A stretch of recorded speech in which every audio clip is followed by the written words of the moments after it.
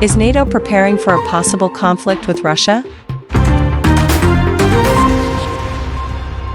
NATO is indeed actively preparing for a potential conflict with our country, said Vladislav Maslenikov, director of the European Department at Russia's Foreign Ministry, during a discussion at the Valdai International Discussion Club on June 27th. The event focused on the outcomes of the NATO summit held on June 24-25 in the Netherlands. The NATO summit approved a rearmament program for the alliance, which includes plans to multiply its military capabilities and ramp up weapons production. In addition, further decisions were made on implementing the regional defense plans drafted in 2023, aimed at countering an alleged Russian attack on NATO members, Maslenikov stated. The Russian diplomat added that while the United States remains open to cooperation with Russia and finding ways to address outstanding bilateral issues, there is no indication that NATO's anti-Russian stance will change. On the contrary, in every speech by the NATO Secretary-General, who merely advances topics agreed upon by the alliance, it is repeatedly emphasized that Russia remains the main threat to the alliance, an existential threat that affects all member states.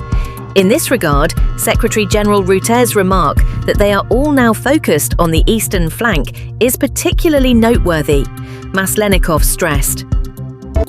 Moscow continues to view the eastward expansion of the US-led NATO alliance as a threat, considering it one of the root causes of the conflict in Ukraine.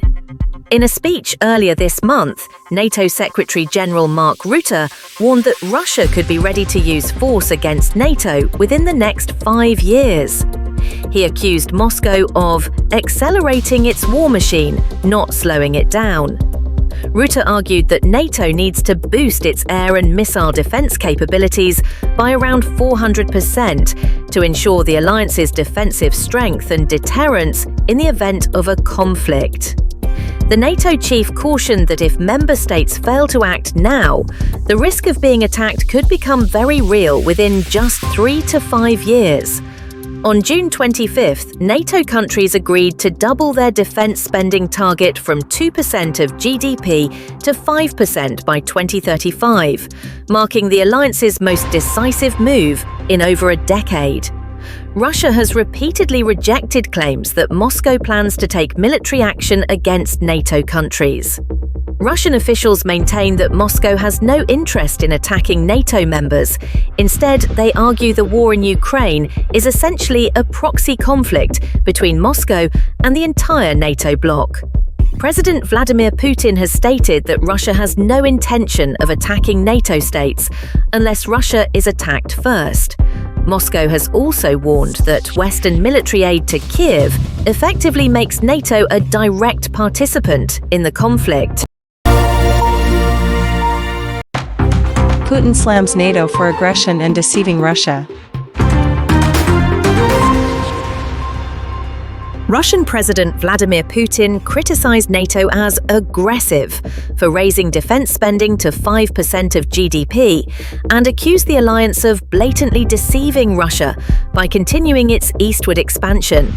At a press conference concluding the Eurasian Economic Union (EAEU) summit in Minsk, Belarus, on June 27th, Putin declared that Moscow would no longer allow itself to make unilateral concessions in relations with Western countries, according to Komsomolskaya Pravda.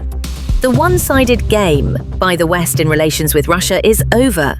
If they want to increase military spending, let them, Putin said.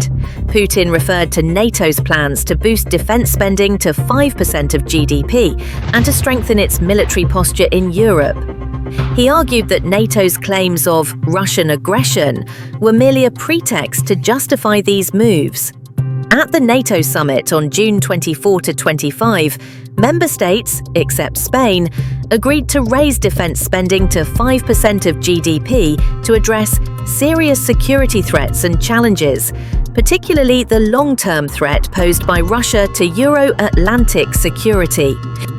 On June 27, President Putin countered by claiming that the very increase in defense spending demonstrated NATO's own aggressiveness.